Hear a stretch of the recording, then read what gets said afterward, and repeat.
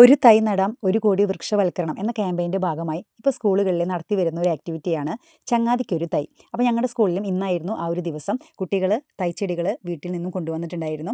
ഒരുവിധം ഓൾമോസ്റ്റ് എല്ലാ കുട്ടികളും എൻ്റെ ക്ലാസ്സിൽ കൊണ്ടുവന്നു എന്ന് തന്നെ പറയാം. അപ്പോൾ അവർ തയ്യാറാക്കിയ ആ തൈച്ചെടികളുമായിട്ട് ഇപ്പോൾ അവർ പോകുന്നത് ഓപ്പൺ അസംബ്ലിയിലേക്കാണ്.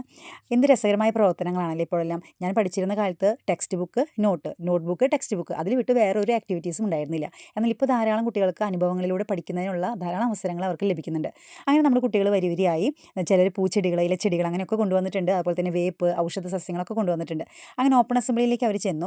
അവിടെ ചെന്നിട്ട് അവർ പരസ്പരം ചെടികൾ കൈമാറുന്നതാണ് നമുക്കിപ്പോൾ കാണാനായിട്ട് സാധിക്കുന്നത്. ആദ്യം ആണ് ഒരു സ്റ്റുഡൻറ്റിനെ ചെടി കൈമാറിയത്. നല്ല ഭംഗിയുള്ള പൂച്ചെടികളാണ്. പിന്നീട് ഓരോ വിദ്യാർത്ഥിനികളും പരസ്പരം ചെടികൾ കൈമാറി. കാണാൻ തന്നെ മനോഹരമായൊരു കാഴ്ചയാണത്.